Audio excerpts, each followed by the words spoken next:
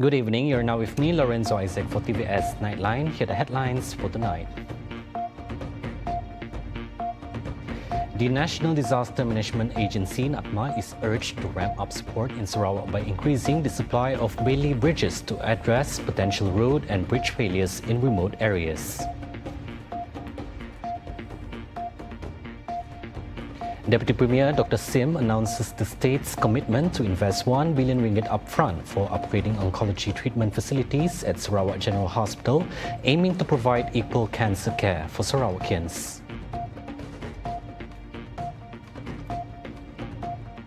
On global affairs, Israeli Prime Minister Netanyahu plans to fully occupy the Gaza Strip, expanding military operations across the enclave, including areas holding Hamas captives.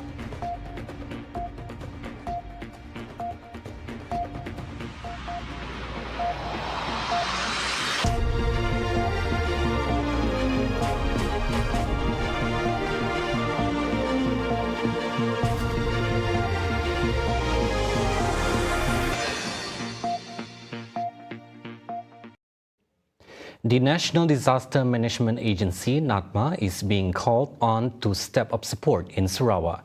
Deputy Premier Dr. Amar Douglas Ukahambas is urging the agency to increase the supply of modular steel bridges, better known as Bailey bridges, as a critical preparedness step against potential road and bridge failures. So far, Sarawak has received 3 units, which will be deployed to speed up repairs and replacement works, particularly in remote and hard-to-reach areas. Uga, who also chairs the Sarawak Disaster Management Committee, SDMC, says that installation of these steel bridges can be completed within a week if the site is prepared in advance, making it a rapid solution in emergency cases where bridges or roads are disconnected. Satu telah kita terima, sekarang kita terima 2. Ini akan membantu kita untuk memperbaiki dan mengganti jabatan-jabatan yang rosak akibat daripada bencana pada tahun yang lepas. Jadi itulah kita terima kasih sedikit masalah dapat kita selesaikan dengan adanya Bailey Bridge ini. Kita juga berharap NADMA boleh menimbang kata menyampaikan kepada Ketua Kemarah tadi untuk menimbang banyak lagi Bailey Bridge untuk Sarawak supaya sebahagiannya adalah sebagai standby facilities untuk kita bersiap siaga untuk berhadapan dengan mana-mana kemungkinan jambatan putus, jalan putus. Meanwhile, he says that the Sarawak government has identified over 200 bridges and roads in need of repair or reconstruction, including areas such as Baram, Kakus, Skrang, Belaga and Murum, most of which utilize former lodging roads. Most of these are ex-timber road and some of the existing timber road. As you know, the state government has made a decision that we are taking over the Jalan Kampung di sana to convert into state road, and then we are taking over the Jalan Bekas Jalan Balak to be converted into state road, and also we are also taking over the some of the active timber road. Objektif is so that kita dapat mengatur satu langkah untuk menyelenggara, kerana sekarang masalah penyelenggaraan. So to convert into state road, then we can use fund and Maris road maintenance for this. So it's a big challenge. The newly completed vehicle platform at Senari Port, which was fully completed last March, is capable of accommodating up to 2,500 vehicles at any given time. Sarawak Deputy Premier and Minister of Infrastructure and Port Development, Dr. Amar Douglas Ukahambas, said the 47.98 million ringgit platform will serve as a storage hub for vehicles arriving via roll-on, roll-off or ro-ro ships. Is ready to be used. Jabatan kita di setingkat mungkin mengambil masa sehingga tahun depan untuk siap. Maknanya still got time, but ro-ro facilities sudah siap. Maknanya kapal dapat masuk, bawa kereta di sini untuk public in the southern zone. Di Sarawak ada 2 ro-ro, satu di Bentulu, satu di Kuching. Bentulu belum siap, sini yang telah siap untuk kita guna selama ini. Selama ini, Roro ini adalah di Pendin. According to the Sarawak Public Works Department, GKR, the scope of work covers a new vehicle parking area and a range of supporting infrastructure. Among the key additions, a single-storey office building complete with a service counter, open and private offices, file storage, electrical room, prayer space, pantry and restrooms. The development also includes 2 security guard posts and a utility substation. Several works such as earth movement, piling, drainage installation and road paving are also part of the construction. Sarawak Deputy Premier Dato' Amar Dr. Sim Kui Hian said the state government is committed to working with Putrajaya to upgrade oncology treatment facilities at the Sarawak General Hospital. According to him, the Sarawak government is willing to pay a massive R1 billion upfront for the project. He said the move is aimed at giving Sarawakians access to the same quality of cancer care as patients in other states without having to wait for federal funding approval. See, in Sarawak, right, we have Formula 1 driver, but no Formula 1 car. In West Malaysia, you have Formula 1 car, but no Formula 1 driver. That's why when PM said they got no money, Sarawak government has said, okay, let's form a partnership. Sarawak government come with 1 billion first, and if not enough, you let us know, and then but later on when you got money, you start paying us back. Speaking to reporters at the 5th ASEAN International Oncology Integrative Medicine session today, Dr. Sim went on to explain that the project will be kick-started using state funds first. Federal reimbursement will then follow as a show of shared commitment to public health. He stressed that while Sarawak makes up just 8% of Malaysia's population, investing in cancer treatment facilities is vital because cancer doesn't discriminate based on location, age or economic status.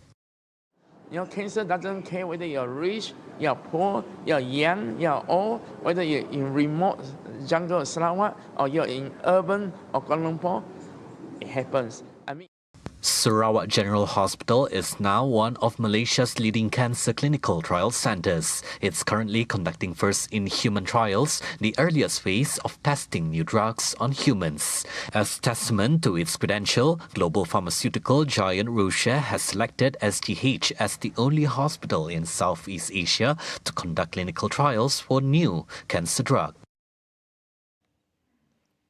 The public has been urged to respect the legal process in the investigation into the death of Zara Khairina Mahathir, who died after allegedly falling from the 3rd floor of a school hostel in Sabah. Home Affairs Minister Datuk Seri Saifuddin Nasution Ismail stated the investigation paper has been completed and submitted to the Attorney General's Chamber AGC for review.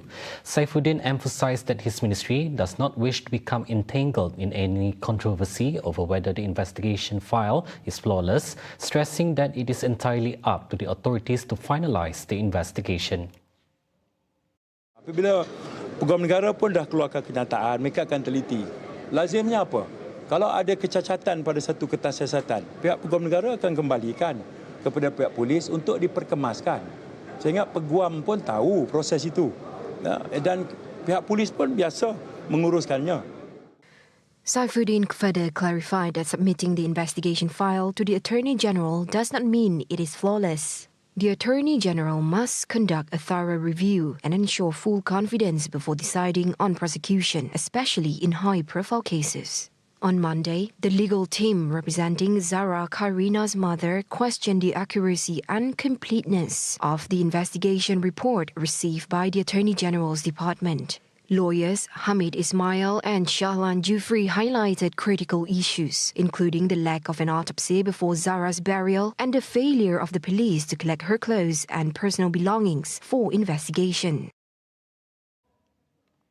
The driver of a bus, which was carrying 30 kindergarten students and 5 teachers that crashed into a tree, was sentenced to 7 days in jail and fined RM8,000 by the Petaling Jaya Magistrates Court for dangerous driving. He was charged with driving the bus in a manner that was dangerous to the public at Jalan Persiaran University 1, University Putra Malaysia at 12:18 p.m. on August 2nd. Magistrate Nur Natasha Motarudin, when handing down the sentence on Muhammad Hamir Masarudin, 44, who pleaded guilty to the charge, also disqualified him from holding or possessing a driving license for 5 years. Hamir was ordered to serve the jail sentence from today. He paid the fine in full amount. The charge, framed under Section 42 in bracket 1 of the Road Transport Act 1987, Act 333, provides a maximum prison sentence of 5 years and a fine of not less than 5,000 ringgit and a maximum of 15,000 ringgit and disqualification from holding or obtaining a driving license for not less than 5 years. Deputy Public Prosecutor Norain Shafiqin Muhammad Rozi, in asking the court to impose a proportionate sentence, said the accused had driven in a negligent and dangerous manner, causing 3 children and a teacher to be injured. He also requested the court to take into account the public interest factor over personal interests. During mitigation, Muhammad Hamir, unrepresented, requested a light sentence on the grounds that he worked part-time and had to support his family and a sick mother. On August 2nd, Serdang Police Chief ACP Muhammad Farid Ahmad said the bus was carrying 5 teachers and 30 kindergarten children. Dashboard camera footage that went viral on social media showed the bus losing control before skidding and hitting a tree on the route, causing 3 children and a teacher to suffer head injuries.